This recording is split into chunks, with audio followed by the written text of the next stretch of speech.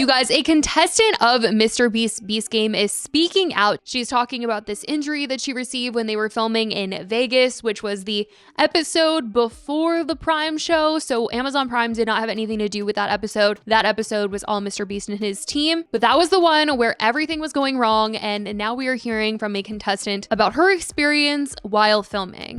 MrBeast announced Beast Games earlier this year. The show is set to be the most expensive and ambitious project he's ever worked on. He described it as a bigger and better version of his YouTube videos with higher production value and storytelling that could rival Hollywood blockbusters. But drama occurred this summer during the filming, as we have talked about a ton. But during the filming of the teaser episode for Beast Games, set to be uploaded onto MrBeast's YouTube channel as part of the promotion for the Prime Video series, he worked to narrow down 2,000 contestants to the final 1,000 that was actually going to be on the Prime show. However, crew members and contestants came forward with serious allegations regarding their experience during that production. In September, 5 contestants accused MrBeast and associated production companies of chronic mistreatment, harassment, and wage violations. The lawsuit also alleges that the production misrepresented the number of contestants affecting participants' perceived odds of winning.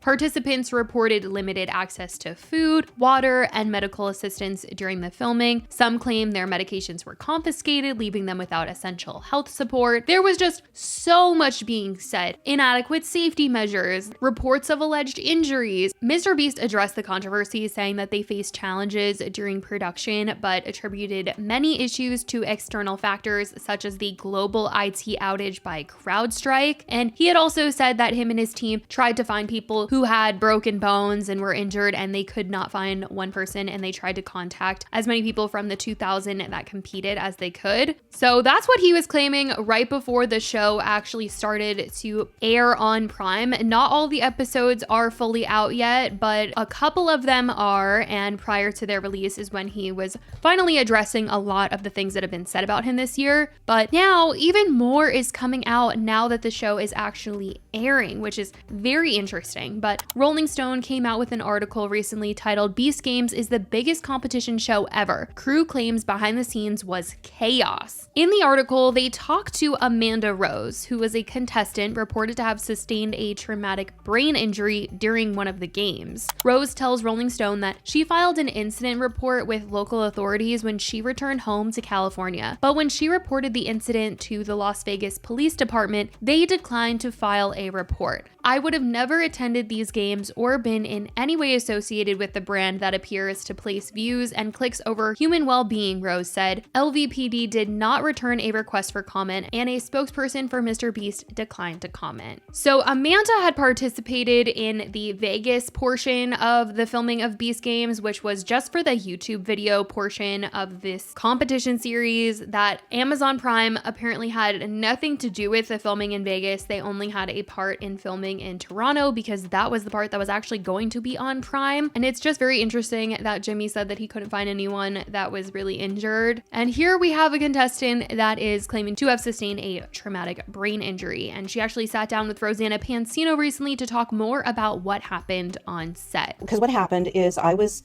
there and I'm behind like some tall, fast guys. You know, he says, go, and I'm just running my heart out, you know, and I'm ready. I have it mentally mapped. And so I'm running, and I never saw it coming, because what happened was just a few aisles down was this center corridor. Well, apparently what someone else decided to do was to run down and then cut in. Run and cut, right. Okay. Yeah. And I'm just running my heart out. And when I just feel the, and so I mean, it's just so shocking. And I remember that, like just my whole right side. And you just felt that blow. I felt the blow. And then I remember just, I'm on the floor and realizing I could be trampled. And so in my like strong survival instinct, luckily, I scrambled up. And the reality is they had many people watching those cameras, and they had me mic'd. The story producers were watching the mic'd contestants in particular, I think. And I told Carl Jacobs, hey, I just got knocked down. Check the tapes, because I was so much in my game that I said, what if when I got knocked down, what if I touched the case before that guy did? and he should be eliminated instead of me. And so I He told should Carl, have. There's no contact. He should have not pushed or kicked you. That should not have been allowed. That guy should have been eliminated. he should have been eliminated. So I told Carl Jacobs, the hey, tapes, yeah. check the tapes. He said, oh yeah, we'll check the messed up. tapes. Well, he never came back to me.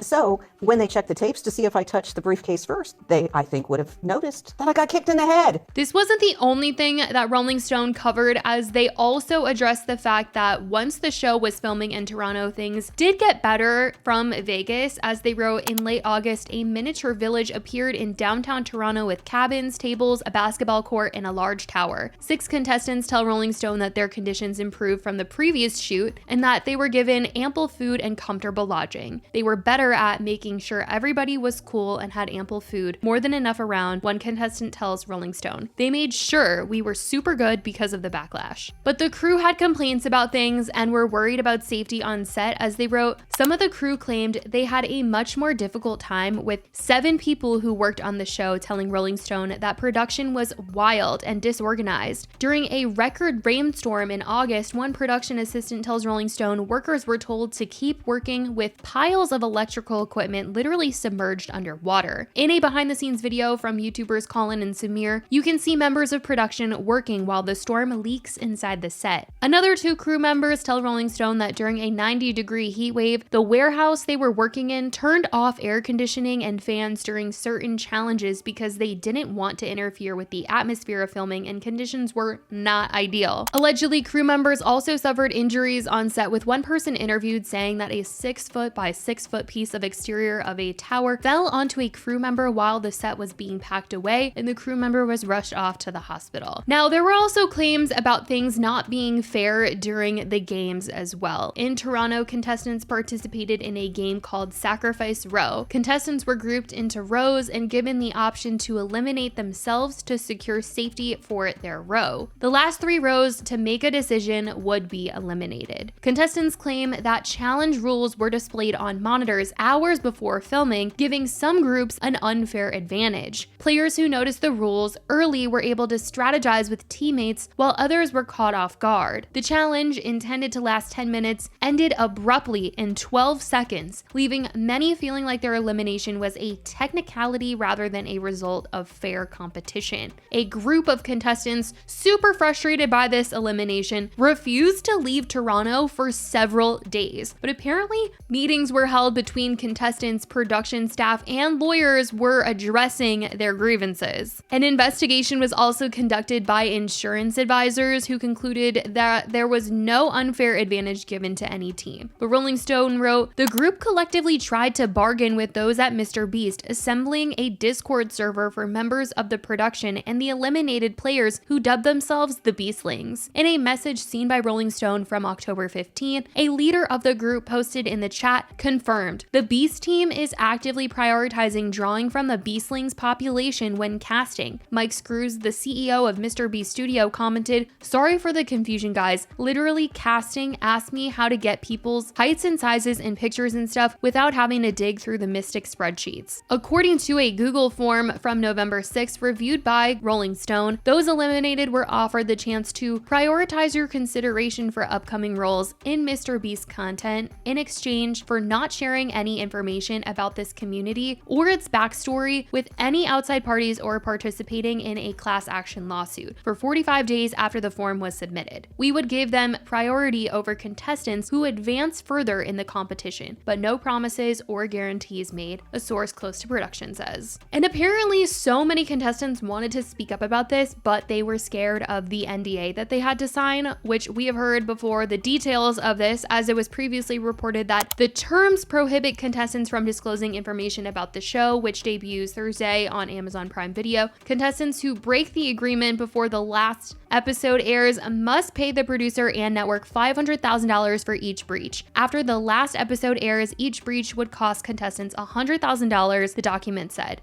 The document also asks contestants to agree that their portrayal in the program may be disparaging, defamatory, embarrassing, or of an otherwise unfavorable nature and may expose them to public ridicule, humiliation, or condemnation. Now, the show has been sitting at the top of the Prime charts, so I'm sure that MrBeast is happy that a lot of the show's drama has not affected the numbers, but that's what's come out about this show that has just truly been a storm of drama for his reputation this summer. I mean, the fact that there was even drama in Toronto when they were filming and contestants feeling like things were not fair and the crew having things to say about the safety on set. I mean, you know, everyone's saying that it was much better than Vegas, but it does sound like there was still a lot of drama. But I want to know what you guys think about all of this. Have you guys been watching this on Prime? Let me know your thoughts on all of this in the comments. I love you guys so much, and I will talk to you in the next video. Bye, guys.